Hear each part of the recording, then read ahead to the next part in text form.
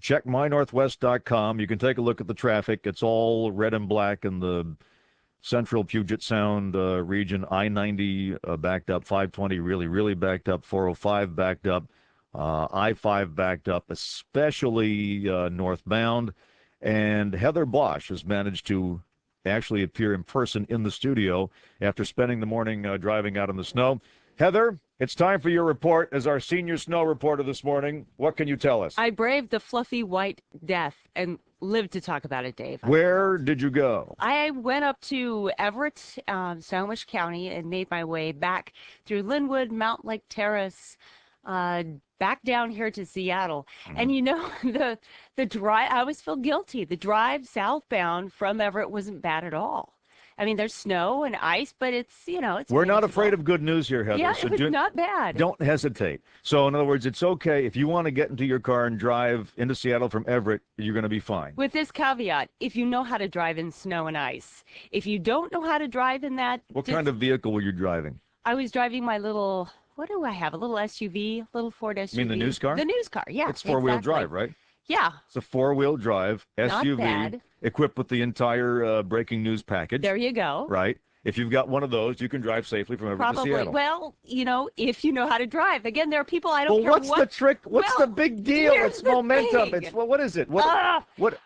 What did you encounter moronic drivers on your people who think that they can drive really fast in their big truck. That's not a good idea. I saw someone driving in a semi very quickly with chains on. The chain snapped off, started throwing sparks, and he had to pull over. Okay. And then that's not his fault. That's the chain's fault. Well, he was probably going too fast. Too fast for That's why they brake sometimes, because you're zipping along in your semi-truck. All right. And not to get too technical.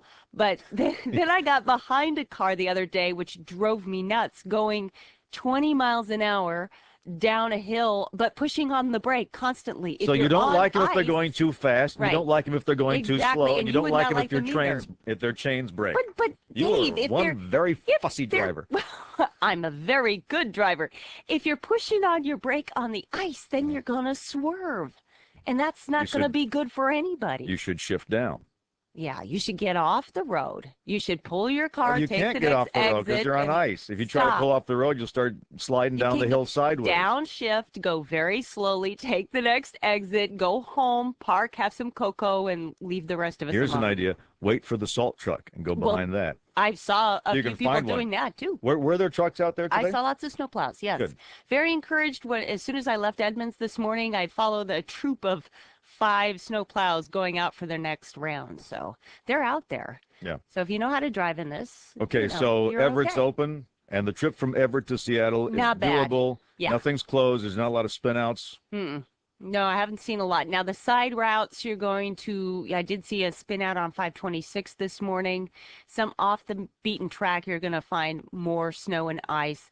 And again, it just depends who you're on the road with. I think a lot of people stayed home today. Yes. If you're not comfortable driving in it. The roads would be fine if nobody was on them. Exactly. If I was the only one out there, Dave, it'd be perfect. All right. Why is that other guy? I don't know. I hate that other guy. Well, you've just given me an idea. Because the challenge always when we do snow coverage is not just to get calls, but to get really interesting calls. Because part of our obligation on a day like this is not just to inform, but to give people something entertaining to listen to while they're sitting there in their car. Leave. Well, no, you've been very good so far. Here's Restillon with a snowball. What do you? So you can really empathize with the people out there. You can grip that and feel the cold. By the way, as Jane Shannon points out, that is the good, dangerous kind of snow. It's the packing kind of snow. Yeah. Ooh. So that's to get you in the mood, Dave. I understand that you are going to actually walk home today. Oh hell yeah! I'm not going to try and drive in. So you're gonna walk from East Lake to where you live, Wallingford? Yeah, I live in Wallingford. Yeah. So how long is that? That's like a mile and a half. Mile and a half. Right. Minutes. And you're going to have your cell phone with you. Absolutely. So you'll give us... Oh, they want you to be on mic. I think it sounds more like an emergency if he's off mic. Yes. Yes, so you're on my cell phone, David. Okay. You got your cell phone, so you'll give us live reports of your walk? Absolutely. So we'll see if it's safe to walk from Seattle to Wallingford in this. Well, if you can judge by me, absolutely. All right. Stay on the level. Do not speed. And use 2-foot drive. Don't push on your brake. What are you doing now? Take me a picture of you in the snowball. Okay. pardon like us. the TV people do. Show the audience what the snow Hang on a looks second, folks. I gotta show the web people what a snowball looks like. You ready? That's good. Oh, that's beautiful. The sound effects just kicked in. I'm standing here on a remote overpass with a snowball in my hand to show you what it looks like to have a snowball in your hand. This is the kind of snow we're dealing with today. If you were to drop this, is it over? I haven't finished the demonstration yet. If you were to drop this snowball on a table, it would make a terrible mess. Just cracked into about 3 pieces. If you were to hang on a second. Oh man, you hit your donut. Hey, what happened to the that's atmosphere? Just wrong. No, I haven't hit it yet. This is what I'm going to do now. I am now going to, as part of this controlled experiment. You ready? You filming or not? What's wrong? You don't know how to work it? Press the button with the red thing on it. Okay. Okay. I'm now going to. Don't aim at me. This is what David Letterman would do. I'm going to take this snowball and drop it on my chocolate donut. You ready? Okay, hang on. I'm going to back up. Back up. I'm way back now. Okay, are you back? You ready? I'm far back. I'm going to drop it on the chocolate donut. We're going to see what happens. You ready? 3, 2, 1.